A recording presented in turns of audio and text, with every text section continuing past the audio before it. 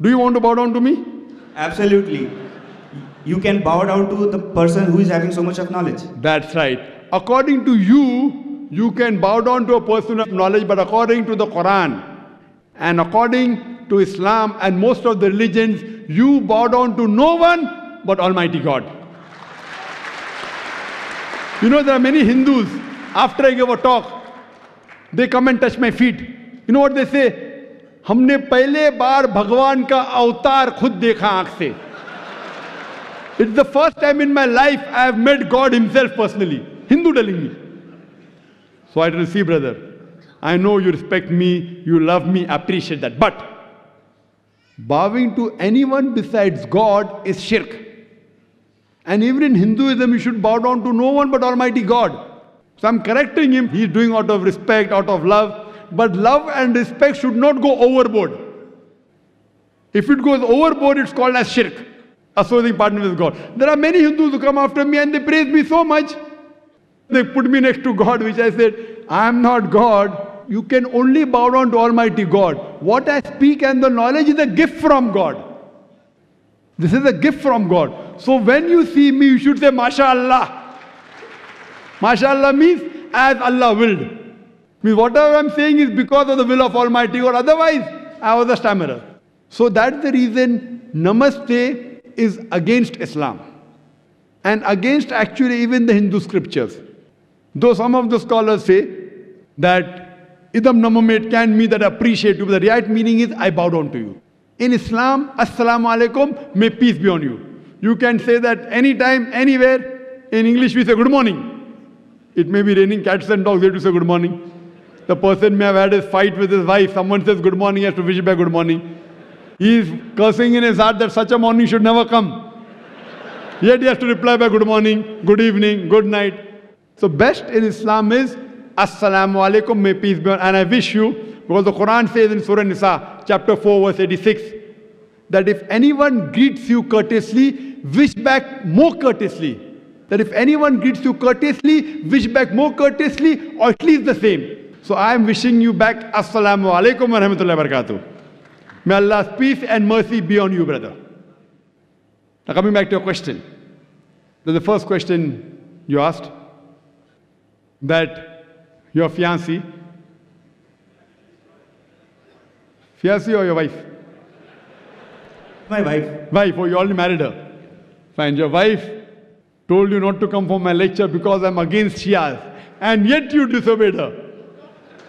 You know, you love me so much. I appreciate that. But, you know why?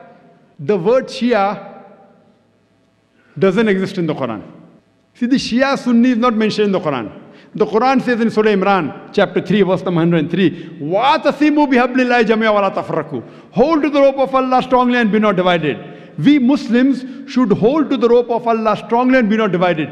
And Almighty God says in the Quran in Surah Anam, chapter number 6, verse number 159, that, O Prophet, anyone who makes sects in the religion of Islam, you have nothing to do with him. Allah will look after his affairs on the day of judgment. So making sects in the religion of Islam is prohibited. So anyone who divides the religion of Islam into sects, he is going away from Quran and Sunnah. So tell your wife that Dr. Zakir Naik said, there is nothing like Shia Sunni.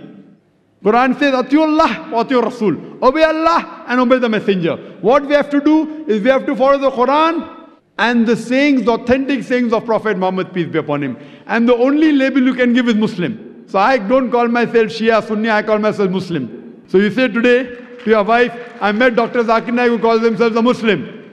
And I am neither against Sunnis or neither against Shias. I tell all the Muslims, whatever name they call themselves, come back to Allah and His Rasul. Now, when I give answer, some of the Muslims who may be practicing things against the Quran and Sunnah may feel offended. So you ask your wife, are you following something against the Quran and Sunnah?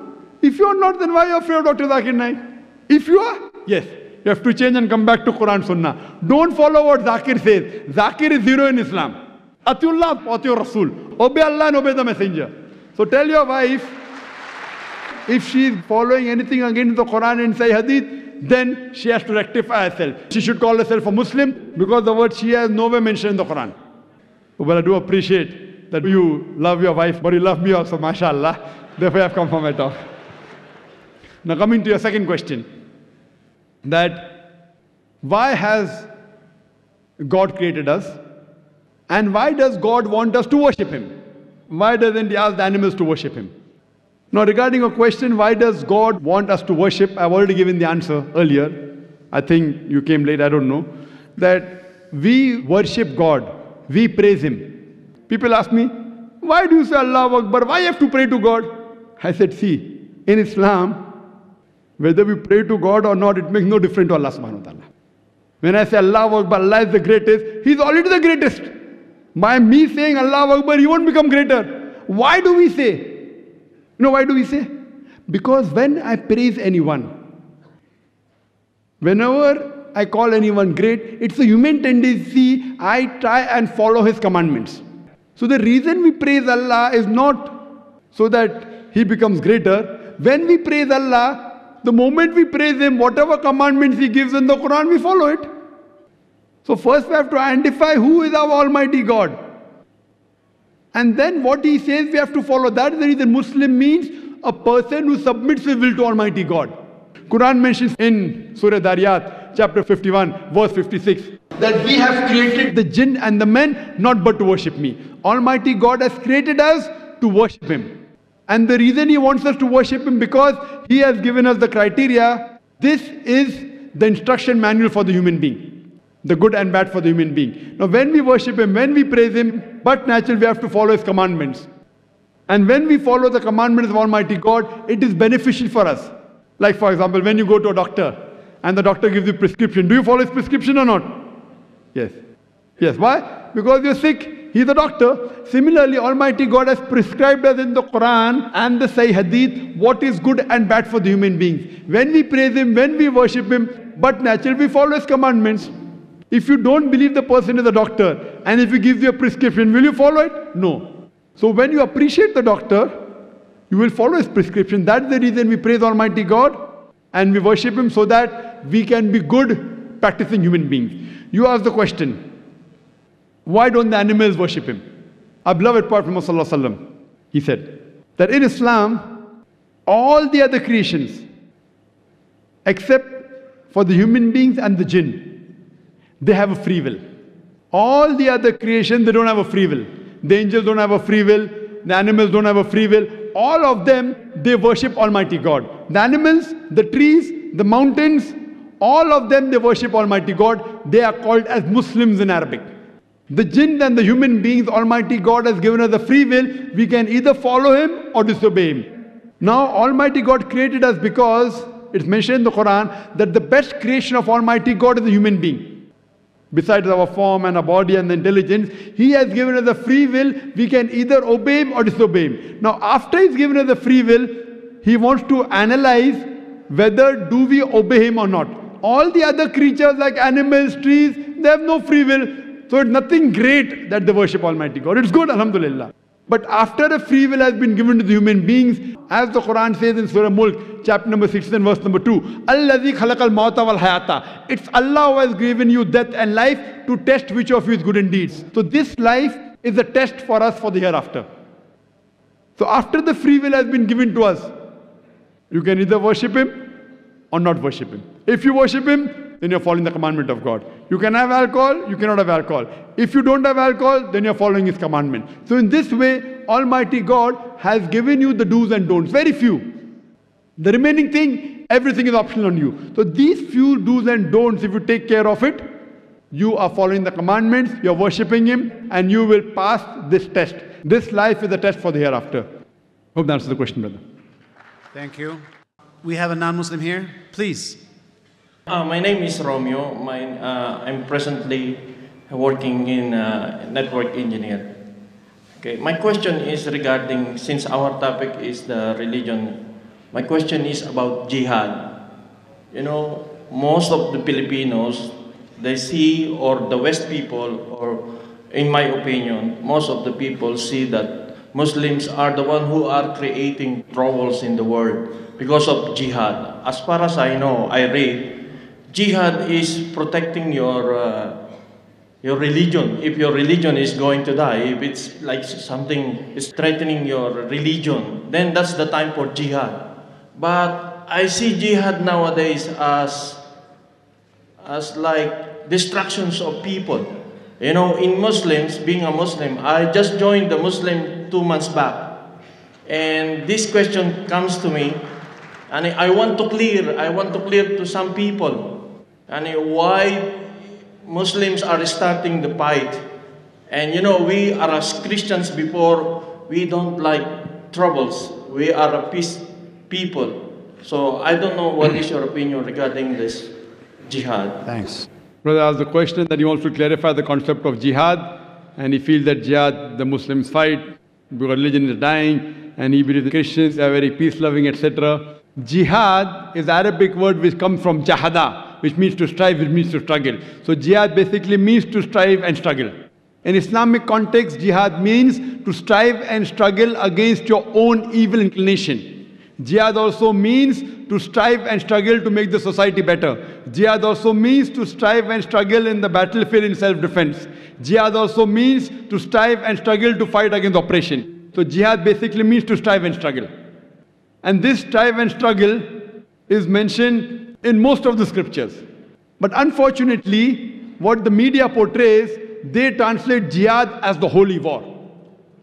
Holy war in Arabic means harbum muqaddasa. This word harbum muqaddasa nowhere appears in the Quran, in none of the authentic hadith of Prophet Muhammad. So holy war is a wrong translation of the Arabic word jihad.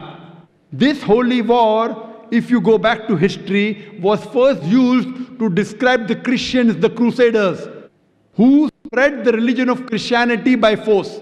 Those who did not accept Christianity, they forced them to death.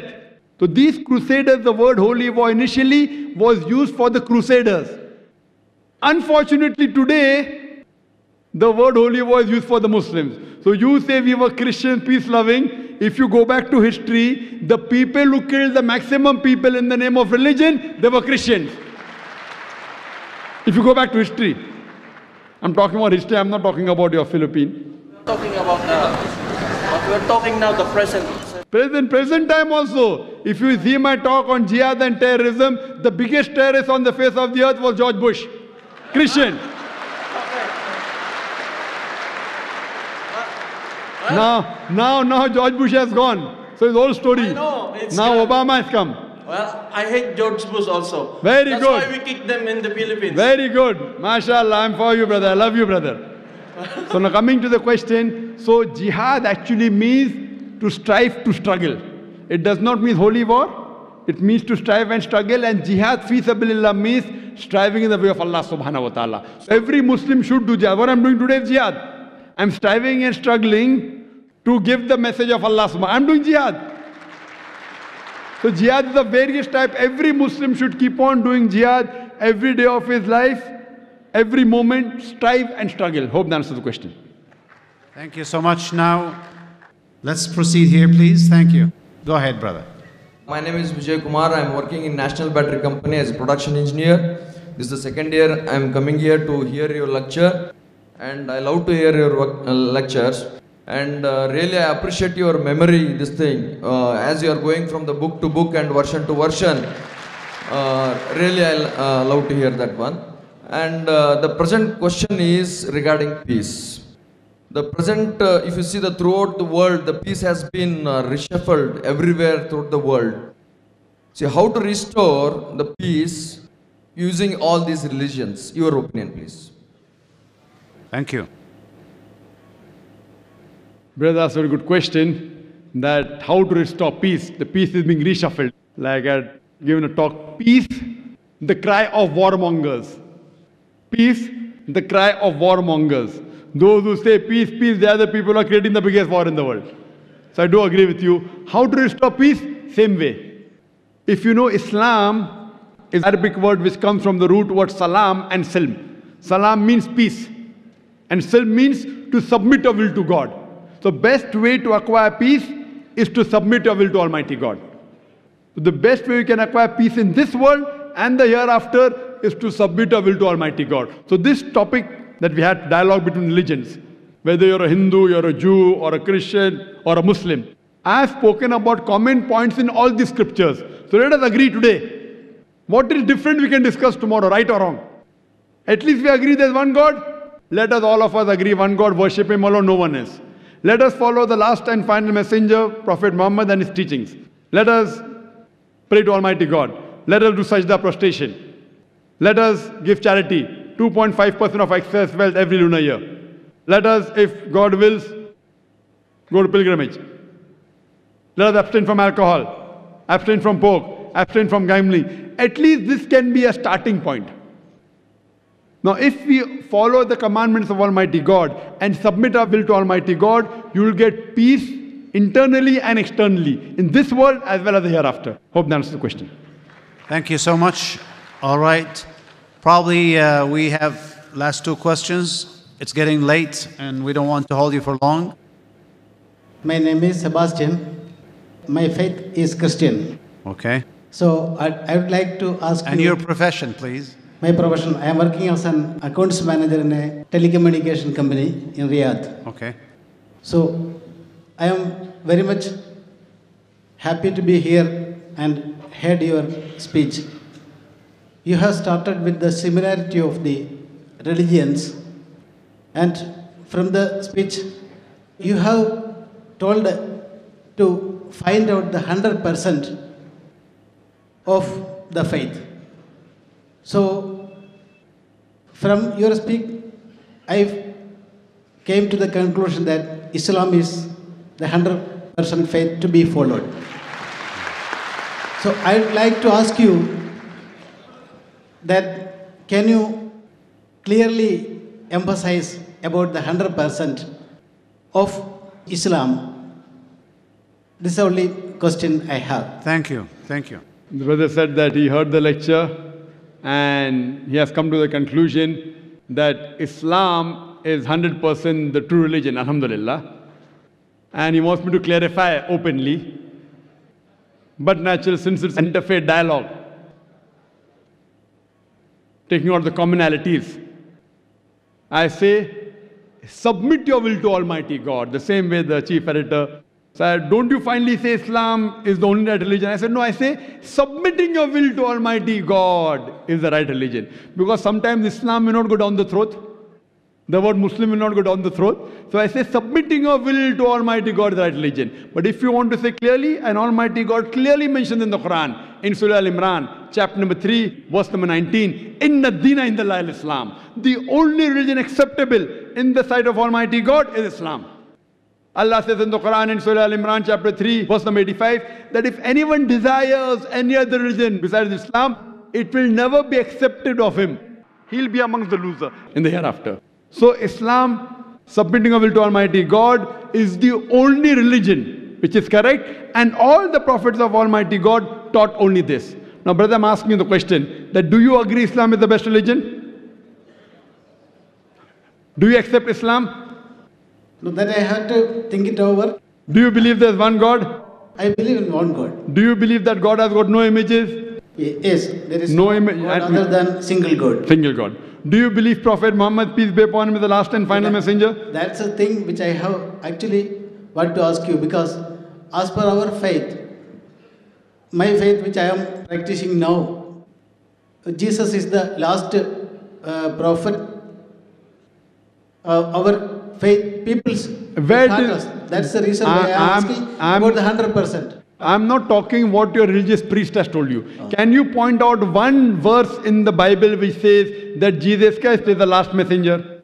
No, I am not by heart at the Bibles. I am a student of comparative religion. There is not a single verse in the Bible saying that Jesus is the last messenger. In fact, I quote it to you.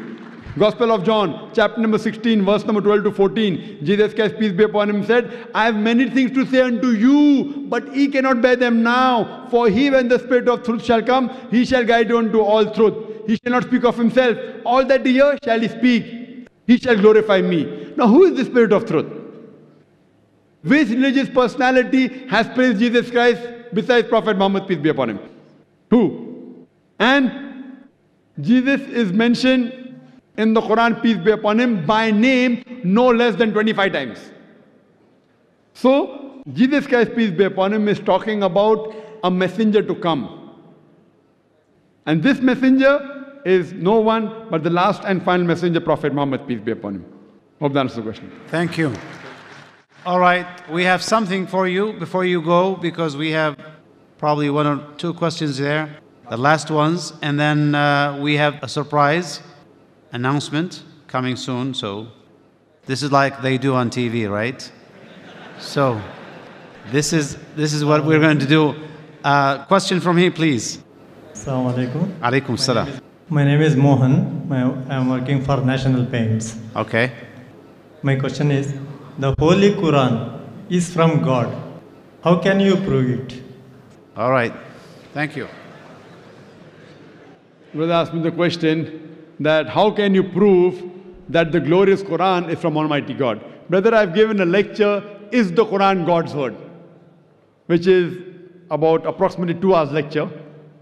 For the question and answer session for another 1.5 to 2 hours. We don't intend doing here. But surely I would ask one of the volunteers to give you that DVD, Is the Quran God's Word? Because even if I have to give in short, the answer will take it at least 15-20 minutes. Not that I'm running away from the answer. Okay, fine. At least in a few minutes, I'll just try. The time is short, that is the only thing. Suppose and ask this question to an atheist and even to a person who does not believe in the Quran, that suppose there is an object which is given to you who no one in the world has ever seen before, and is brought in front of you and ask the question, who will be the first person who will be able to tell you the mechanism of this object who no one in the world has seen? As I'm asking the question, suppose there is something which is brought in front of you. There is an equipment who no one in the world has seen before, and if I ask you the question, who will be the first person who will tell you the mechanism of this new object? Who? Creator, very good. Some will say creator, some will say manufacturer, some will say producer, some will say inventor. Whatever it is, keep it in your mind. Now I ask you the next question. That's how did our universe come into existence? The person who has knowledge will tell us that first our universe was one primary nebula. Then there was a secondary separation, then the Big Bang, which gave rise to galaxies, the stars, the sun, and the planet Earth on which we live. When did you come to know? He will tell you we came to know about 35 years back, 40 years back. Big Bang. Now this thing is mentioned in the Quran 1400 years ago in Surah Anbiya, chapter number 21, verse number 30, where it's mentioned, Avalam yaral lazina kafru. Do not the unbelievers see anna samawati wal arda kanat ratkan fasaknahuma, that the heaven and the earth were joined together and we clove them asunder. This Big Bang we're talking about is mentioned in the Quran in a nutshell 1400 years ago. Some will say, maybe it's a fluke. No problem, don't argue with it. I ask the next question. What is the shape of the earth? So the person will tell me that the shape of the earth is spherical. When I ask the question, when did you come to know? He will tell that recently, 100 years back, 200 years back, previously we thought that the earth is flat. It was in 1577 when Sir Francis Drake, he sailed around the earth and he proved that the earth was spherical. The Quran mentions 14 years ago in Surah Naziyat, chapter number 79, verse number 30. Wal arda ba'da zalika dahaha. And thereafter, we have made the earth egg-shaped. And today we know that the world is not completely round like a ball. It is geospherical in shape. It is flattened from the pole and bulging from the center. And the Arabic word dahaha refers to the egg of an ostrich. And if you analyze, the shape of an egg of an ostrich is geospherical in shape. Who could have mentioned that the earth is geospherical in shape in the Quran 1400 years ago? Someone will say, okay, maybe a Prophet Muhammad, peace be upon him, he was very intelligent. Don't argue. Continue. When we ask the atheist or a person who doesn't believe in the Quran that the light of the moon, is it its own light or reflected light? So he will tell us that previously we thought that the light of the moon was its own light. Recently, 100 years back, 200 years back, we came to know that the light of the moon is reflected light of the sun.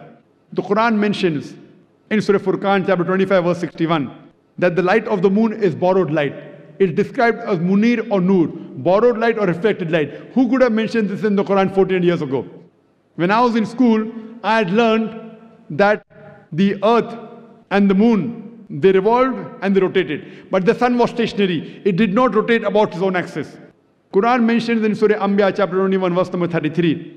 Huwa alladhi khalaqa al-layla wan-nahara. It is Allah who has created the night and the day. Wash-shamsa wal-qamar, the sun and the moon. Kullun fi falaki yasbahun. Each one traveling in orbit with its own motion. The Quran says the sun and the moon, besides revolving, they're also rotating about their own axis.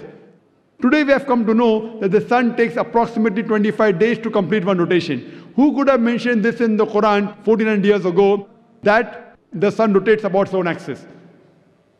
Furthermore, recently we came to know that the universe is expanding. It was Edwin Hubble who mentioned this. Quran mentions 1400 years ago in Surah Dariyat, chapter 51, verse 47, that the universe is expanding. The Quran speaks about the water cycle in great detail in several places. The water evaporates from the ocean, rises up, forms into clouds, moves in the interior, falls down the red, in several places. In Surah Az-Zumur chapter 39 verse 21, in Surah Mu'minun chapter 23 verse number 18, in Surah Rum chapter number 30 verse 24, in Surah Hijr chapter 15 verse 22, in Surah Nur chapter 24 verse 43. I can go on and quoting only the references of the water cycle in the Quran. Who could have mentioned this? We came to know recently in our school, we are taught that Bernard Palissy was the first person who described the water cycle in 1580, which is mentioned in the Quran 14 years ago. Who could have mentioned this earlier? Now there'll be a big pause. I can go on. We did not know that the plants have sexes. Quran mentions 14 years ago in Surah Taha chapter 20 verse 53 that the plants have sexes, male and female. Recently we have come to know that the two types of water, salt and sweet, and there is a barrier between them which cannot be trespassed. It's mentioned in the Quran in Surah Rahman chapter 55 verse number 19 and 20. It's also mentioned in Surah Furqan chapter 25 verse 53 about the same thing. The Quran speaks about embryology. The Quran speaks about medicine. The Quran speaks about genetics. I can go on and give a lecture of ours together. Who could have mentioned this 14 years ago? Brother, who could have mentioned that? What's the answer? Who? Creator, manufacturer, inventor, producer. This creator, this manufacturer, this inventor, we Muslims call as Allah, which you call as God. So this Quran can be proved scientifically that the word of God. Because Quran, the word of God, is far superior to science. Today, science is the yardstick for many of them. I'm not trying to take the help of science. I'm using your yardstick, science, along with my yardstick, the Quran, which is far superior, and I'm trying to prove to you what your yardstick has mentioned today, Quran has mentioned 14 years ago.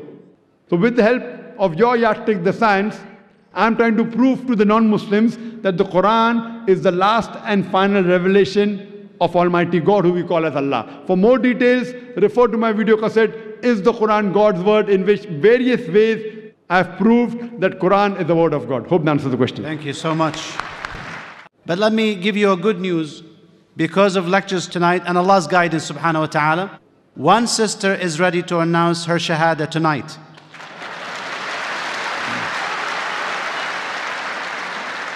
Can we have the sister with us? Please. Sister? Okay. By the time she gets ready, I call upon Brother Abdul Malik Mujahid.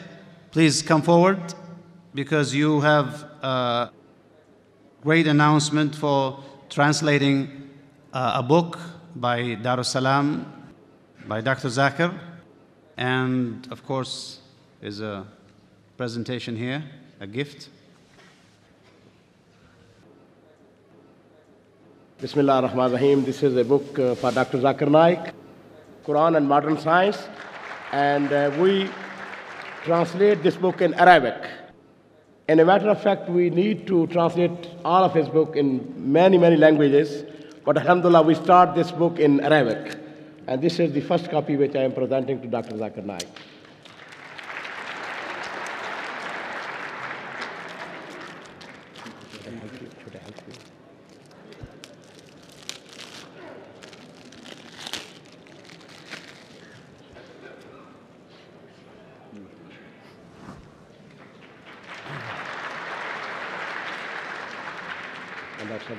So this is a translation into Arabic just of his book, right? 1 minute's book more. Dr. a few words about Darus Salam and about your publications. MashaAllah, once again I am Thankful to Brother Abdul Malik Mujahid, mashallah. And as you know that I've said that several times before, that has fulfilled a great requirement, especially in the English-speaking world, where we have lack of English books which are based on Quran and Hadith, which is authentic.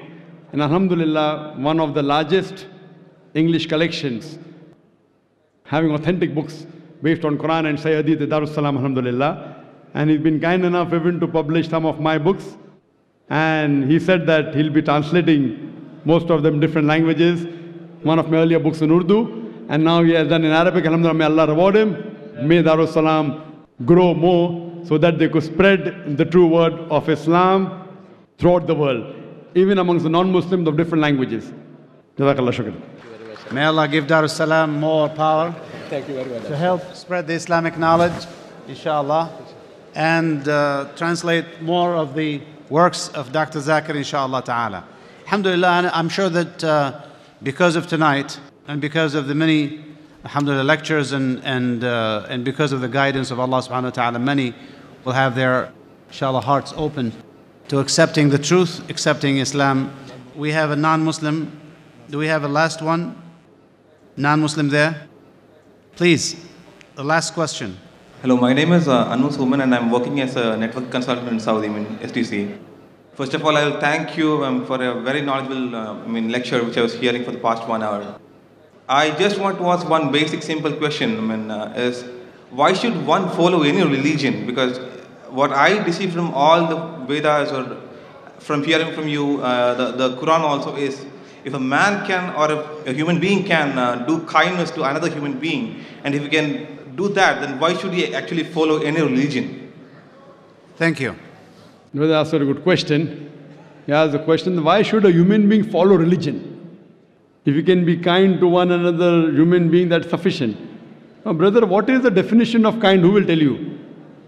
You have to be good to any other human being. Who will tell you what is good or what is bad? So, as religion basically means a way of life. A way of life. When you grow up, somebody teaches you the language. The parents teach you what is good, what is health, what is no. When you are sick, who do you go to? Doctor. Why? Why? Because he can advise you more. Correct. So we follow religion. Why? Because we know our Creator knows the best what is good, what is bad for us. You go to a doctor because doctor is expert in curing diseases. But our Creator is the best of doctors. All doctors put together, he has more knowledge. So he tells you from start what is good, what is bad for you. Otherwise, it is like a person who is just straying and he starts and stumbles. He may try and find something right, something wrong. How will you come to know? For example, you go in a forest and you want to eat fruit. If you don't know about the forest life, you may pluck a fruit which is poisonous and you may poison yourself. Would you prefer asking someone that which fruit is poisonous or not? If you're intelligent, you will not pick up just wild berries. You may get poisoned. So you'll ask a person who's expert, who knows about the trees in the forest. Similarly, we follow religion because our Creator knows what is good, what is bad for us. If you behave like a person not asking anyone, you may stumble. You may say, what is wrong in robbing? If I ask you, robbing is good or bad? Robbing is bad. Why it is bad? See, if I rob, I can take the money, I can see movie, I can go and have food, I can enjoy life. Why it is bad? For me, it's bad because I am taking someone else, pleasure. Wealth for my pleasure. But what is wrong in taking somebody else's wealth for my pleasure? What is wrong?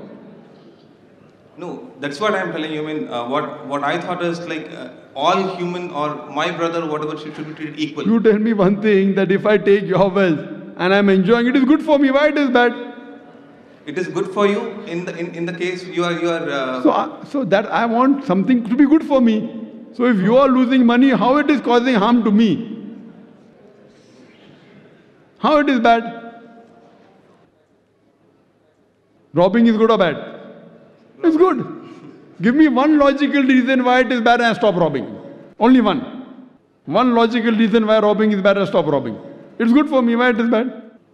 I mean, robbery is good for you, and as per all the Vedas or all the things we are telling, I mean, it's good if you follow in the right path.